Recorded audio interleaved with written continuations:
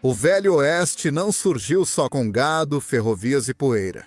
Ele foi moldado por homens que viveram intensamente, morreram de forma brutal e deixaram para trás histórias marcadas por pólvora, coragem e, acima de tudo, sangue frio.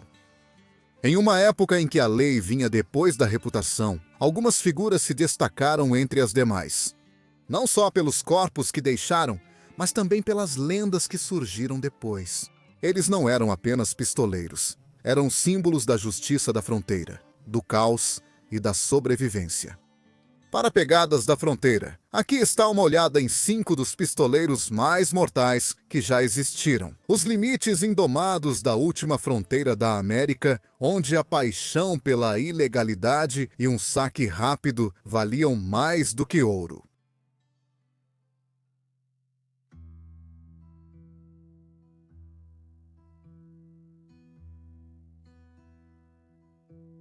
Se existe um nome que causa arrepios nos historiadores do Velho Oeste, é John Wesley Harding.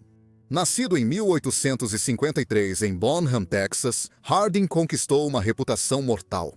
Ele construiu essa reputação à bala. Quando ainda era adolescente, já havia tirado vidas. Diferente da maioria dos jovens do Sul pós-guerra, Harding não queria aceitar a reconstrução. Ele queria sangue. Seu primeiro contato com a violência veio cedo. Aos 15 anos, ele matou a tiros um ex-escravo depois que uma luta de luta livre ficou feia.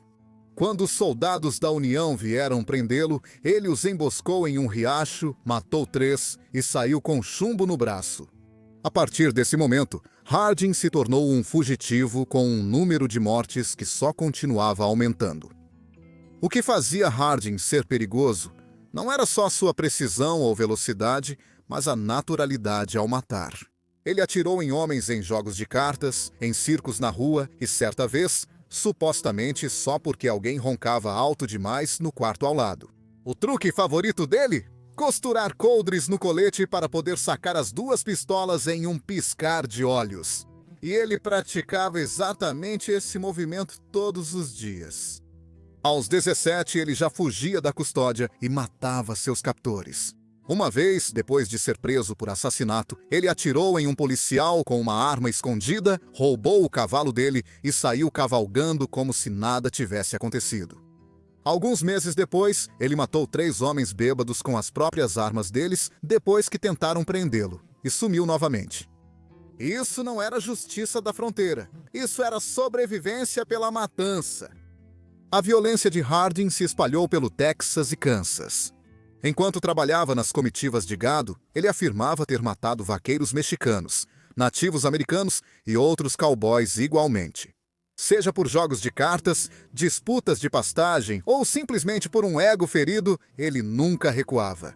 Em Abilene, ele quase evitou um confronto mortal com o próprio Bill Selvagem Hickok, depois de matar acidentalmente um homem através da parede de um hotel.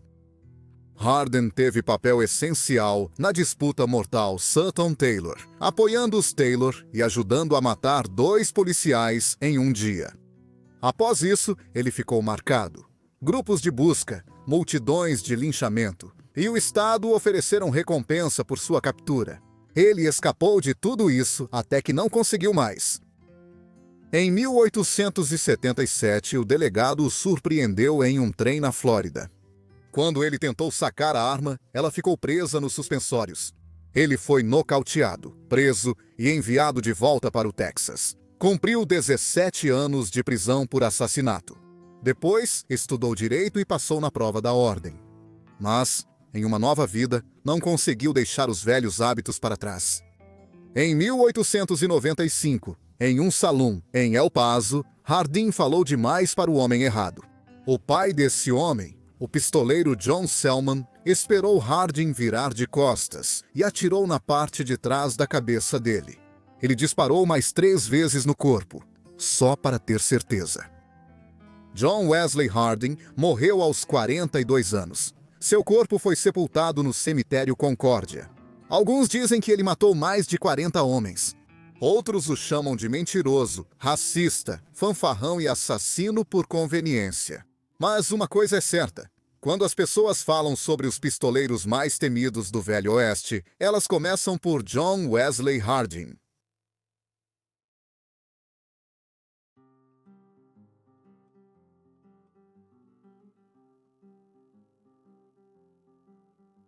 A fronteira americana foi um terreno fértil para lendas, algumas merecidas, outras exageradas e algumas tão violentas e caóticas quanto a própria terra. Entre os nomes que ecoavam pelos saloons e pelas trilhas empoeiradas, alguns se destacavam pelo número de mortes. Sua rapidez com o revólver e o rastro de caos que deixavam para trás. Um desses personagens era William Wild Bill Longley, um homem cujo temperamento explosivo, ódio e talento para a violência o tornaram um dos fora da lei mais perigosos que já andaram pelas planícies do Texas. Nascido em 1851 no condado de Austin, Texas, Longley cresceu no período volátil que se seguiu à Guerra Civil. Criado em uma fazenda perto de Old Evergreen, cresceu com um rifle nas mãos e ressentimento no coração. Especialmente em relação à população negra recém-liberta e às forças federais que supervisionavam a reconstrução. No fim da adolescência, Longley deixou a fazenda e passou a vagar de cidade em cidade com um ar desafiador e 2 pistolas. O primeiro assassinato confirmado dele foi em 1868, quando emboscou, com comparsas, 3 homens negros na cidade. Um deles tentou fugir. Longley o matou a tiros em um leito de riacho seco. Foi um assassinato a sangue frio. Um dos muitos crimes motivados por racismo que ele cometeria depois. Nos anos seguintes, os crimes de Longley aumentaram. Roubo, agressão e mais assassinatos, incluindo o de um homem liberto chamado Paul Bryce e possivelmente até da esposa de Bryce. A reputação crescente de Longley por matar com pouca provocação colocou uma recompensa por sua cabeça e o fez fugir. Ele entrou rapidamente em um grupo de busca por ouro nas Colinas Negras de Dakota do Sul, mas acabou se desviando, quando o exército os prendeu por violar um tratado com os Sioux.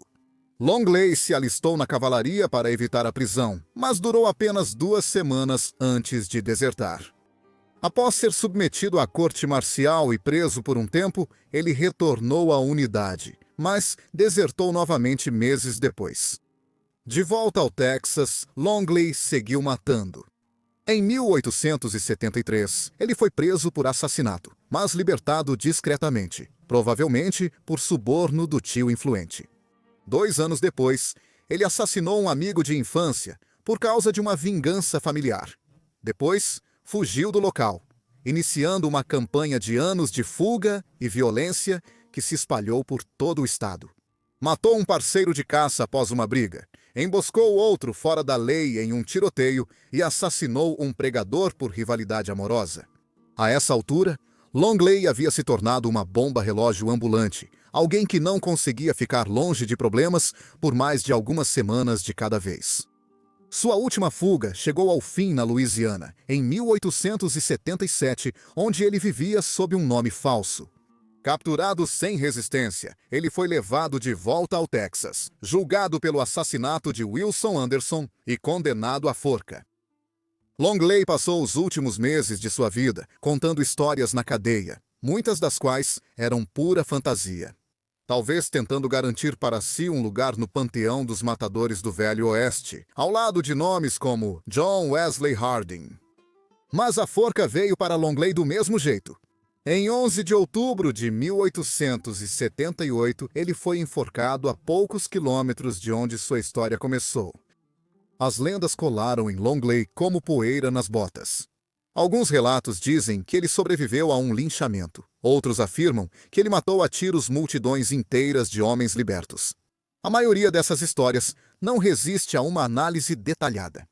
Mas o que sabemos com certeza é que Longley era rápido, impiedoso e movido por uma mistura perigosa de raiva e ego. Se ele matou 10 homens ou 20, não foi o número que fez com que ele fosse temido. Era a sensação de que ele poderia perder o controle a qualquer momento, e alguém acabaria morto. É desse tipo de homem que o Velho Oeste se recordava. Não apenas um assassino, mas um incêndio fora de controle em forma humana.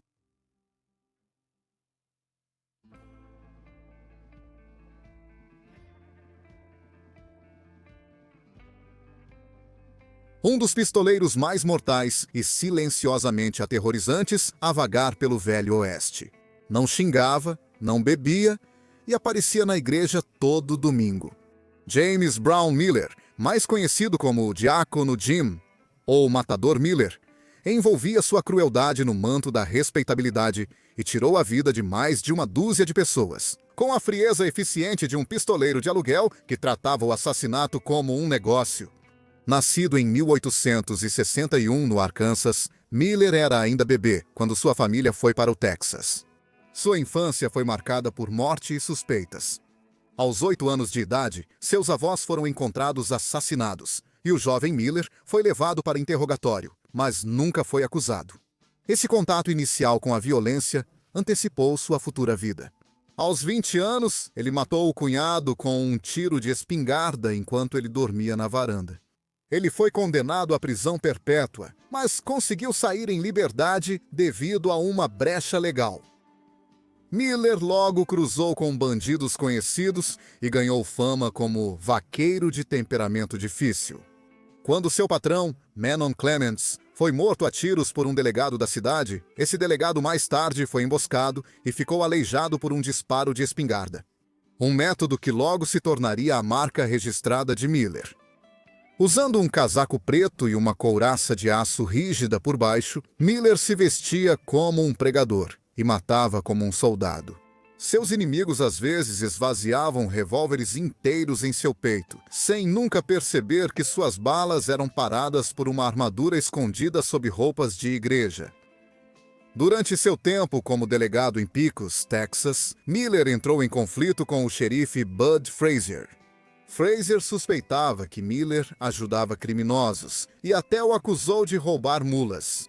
A rivalidade deles chegou ao auge em 1894, quando Frazier atirou várias vezes em Miller na rua. De alguma forma, Miller sobreviveu graças à sua placa de aço escondida. E não muito tempo depois, Frazier foi assassinado em um salão, com um tiro de espingarda no rosto. E o homem segurando a arma era Diácono Jim. Um júri o absolveu. Na virada do século, Miller havia se reinventado como um assassino de aluguel completo. Mudou-se para Fort Worth com a família e abriu discretamente seu negócio, cobrando $150 por serviço. Seus assassinatos eram frios e brutais. Ele matou 2 homens perto de Midland e fez o parceiro assumir a culpa. Ele emboscou um advogado em Lubbock, que representava fazendeiros em disputas de terras, atirando 4 vezes até matá-lo. Ele foi o homem mais difícil de matar que eu já enfrentei, disse Miller depois. Seu trabalho o levou por todo o Texas e até o território indígena. Ele matou policiais, fazendeiros e até outros pistoleiros. Em um caso, ele esperou do lado de fora da casa de um agente federal e o matou na frente da esposa, supostamente amando de um homem aleijado em busca de vingança. Ele também era suspeito, embora nunca tenha sido provado, de envolvimento no assassinato de Pat Garrett em 1900, e 8 o policial que matou Billy the Kid. O último trabalho de Miller aconteceu em 1909, quando ele recebeu $1.700 americanos para matar Gus Bobbitt, um ex-marechal dos Estados Unidos da América que morava em Oklahoma. Escondido perto da casa de Bobbitt, Miller esperou ele chegar de carroça e atirou com os 2 canos da espingarda. O ferido Bobbitt só teve tempo de nomear seu assassino. Miller foi preso e levado de volta para Ada, Oklahoma, para ser julgado. Mas a justiça não viria através de um tribunal. Moradores, irritados com a chance de nova absolvição, formaram um grupo de linchamento. De manhã cedo, invadiram a cadeia e arrastaram Miller e 3 comparsas para um celeiro próximo. Sempre o exibicionista, Miller pediu para ser enforcado com seu chapéu preto e solicitou que seu anel de diamante fosse entregue à sua esposa. Ele não pôde usar o casaco, mas deixaram o chapéu. A multidão acabou por enforcá-lo, encerrando a vida de um homem que rezava de dia e matava de noite. Jim Miller era uma contradição, educado, bem apessoado e calmo, mas atrás do sorriso, fez do assassinato uma carreira. De todos os pistoleiros do Velho Oeste, poucos usaram a máscara da respeitabilidade de forma tão convincente ou letal quanto o Diácono Jim. Para saber mais sobre a vida, as lendas e as histórias de Jim Killer Miller, confira nosso vídeo ensaio mais longo em nosso canal.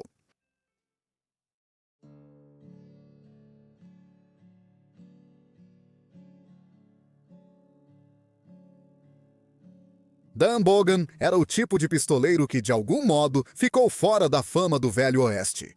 Enquanto nomes como Billy the Kid e Jesse James permaneceram nos livros de história e nos filmes, a história de Bogan raramente recebe destaque, mesmo que sua vida tenha sido tão selvagem e mortal quanto a deles.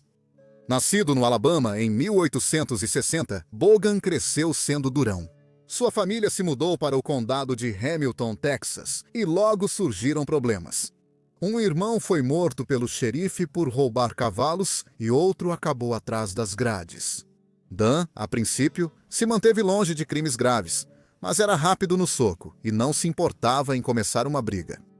Um desses encontros, em 1881, mostrou o quão rápido as coisas podiam dar errado ao seu redor. Depois de beber muito na cidade, Bogan começou a arrumar briga com desconhecidos. Um fazendeiro local chamado Dow Smith virou alvo de suas provocações. Quando Smith finalmente desceu de sua carroça para colocar Bogan em seu devido lugar.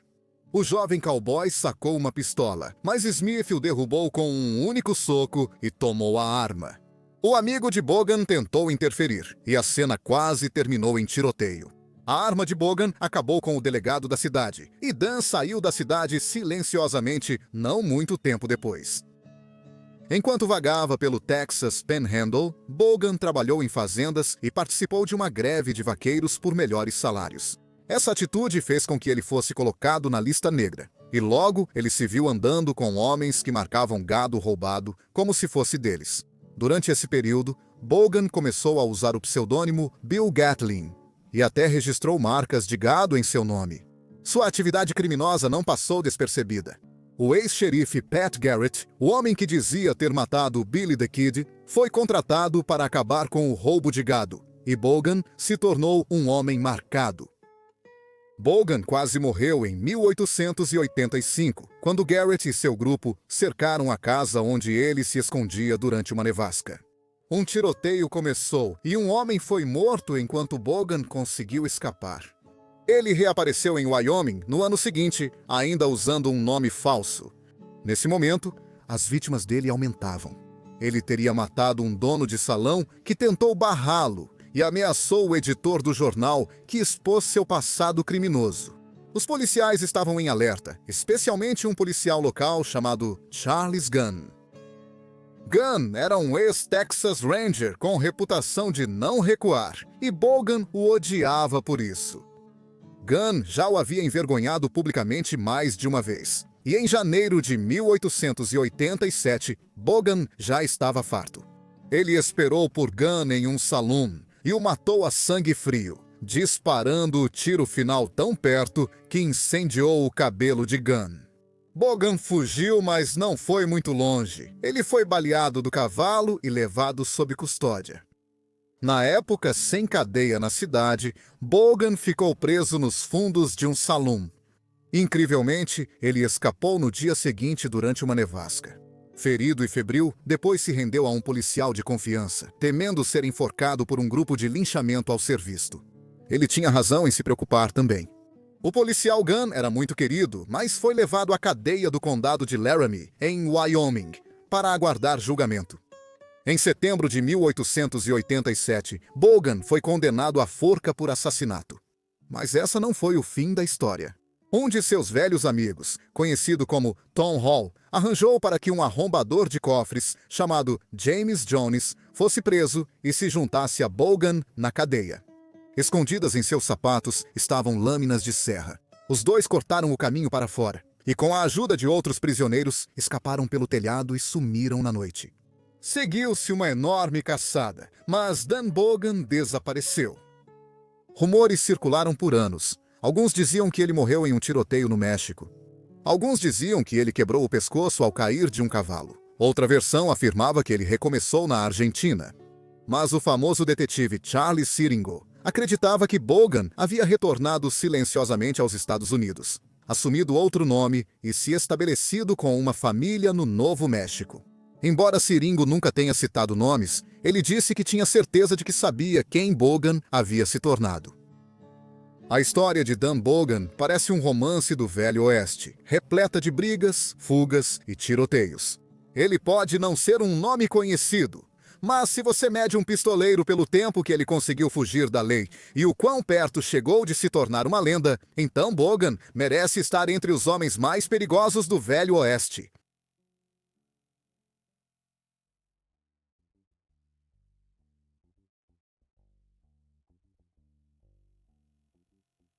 James Butler Hickok, mais conhecido pelo apelido de Bill Selvagem, teve uma vida que parecia mais um romance barato do que a realidade. Batedor, delegado, apostador, pistoleiro e artista, Hickok viveu aventuras na fronteira que o tornaram uma das figuras mais famosas do Velho Oeste americano. Embora muitas histórias sobre ele tenham sido exageradas ou até mesmo completamente falsas, não há como negar que ele construiu uma reputação mortal que permaneceu muito tempo depois de sua morte. Um dos eventos que colocou Hickok sob os holofotes nacionais foi um duelo em Springfield, Missouri. O conflito iniciou devido a uma dívida de pôquer e um relógio de bolso. Hickok perdeu o relógio em um jogo para Dave Stutt. Isso, por si só, não causaria uma briga, mas Stutt errou ao desfilar com o relógio pela cidade, sabendo o quanto aquilo importava para Hickok. O que se seguiu foi um dos primeiros duelos de saque rápido documentados do Velho Oeste. Em 21 de julho de 1865, os dois se encontraram na Praça Central. "Tut errou, Hickok não! Sua única bala acertou Tut no coração!" Apesar de preso e acusado de assassinato, Hickok foi absolvido, o que gerou muita controvérsia. Pouco tempo depois, Hickok sentou-se com um repórter e ajudou a escrever o primeiro capítulo de sua própria lenda. Ele afirmou ter matado centenas de homens a tiros. Uma clara exageração, mas que pegou fogo com leitores ávidos por histórias selvagens da fronteira. Mesmo jornais que sabiam a verdade tiveram dificuldade em conter as histórias exageradas que o seguiam de cidade em cidade. Nos anos seguintes, Hickok teve vários papéis, muitas vezes literalmente, sendo famoso por seus longos casacos e estilo chamativo. Ele foi batedor nas guerras indígenas, serviu na 7ª Cavalaria do General Custer e ficou conhecido por ser destemido e impiedoso. Os relatos sobre sua luta contra nativos americanos vão de heróicos a exagerados. Em certo caso, ele se gabou de matar 10 homens numa missão de reconhecimento, apesar de testemunhas dizerem que não houve resultados. Ele encontrou trabalho estável no Kansas, como delegado federal dos Estados Unidos da América e, mais tarde, como xerife de cidades como Hayes e Abilene. Nessas cidades violentas, trabalhar envolvia tiroteios. Em Hayes City, no primeiro mês como xerife, ele eliminou 2 homens que ameaçaram a paz armados. Ele também sobreviveu de forma famosa a uma briga em um salão com 2 soldados. Um acabou morto, o outro gravemente ferido. Mas um dos seus tiroteios mais infames aconteceu em Abilene. Tudo começou por causa de uma briga envolvendo uma pintura grosseira na lateral de um salão pertencente a um homem chamado Phil Cole. Hickok ordenou sua remoção, Cole resistiu e a tensão seguiu até 5 de outubro de 1871. Naquela noite, Cole sacou uma arma, mas Hickok atirou primeiro e o matou. Tragicamente, em meio ao caos, Hickok matou acidentalmente seu delegado, confundindo-o com uma ameaça enquanto ele corria em sua direção. Dizem que essa morte acidental assombrou Hickok pelo resto de seus dias e marcou a última vez que ele disparou uma arma em um tiroteio. Por volta de 1870, a visão de Hickok enfraquecia e sua fama diminuía. Ele se mudou para Deadwood, no território de Dakota, em busca de um novo começo, embora tenha dito a amigos que suspeitava que encontraria seu fim ali. Assim, em 2 de outubro de 1876, essa suspeita se confirmou. Ele jogava pôquer em um salão, sentado de costas para a porta, algo que raramente fazia. Um andarilho azarado chamado Jack McCall entrou, sacou uma pistola e atirou em Hickok na parte de trás da cabeça. Ele morreu instantaneamente, e em sua mão havia um par de ases pretos e 8 pretos, a infame mão do homem morto. A história de Wild Bill Hickok está entrelaçada em mito e fato, com mais de alguns contos exagerados misturados. Mas se você tirar a ficção, ainda resta um atirador mortal que caminhava na linha tênue entre herói e fora da lei. Ele não apenas sobreviveu ao Velho Oeste, ele ajudou a defini-lo. Para saber mais sobre a vida, as lendas e a história de Wild Bill Hickok, confira nosso documentário completo em nosso canal.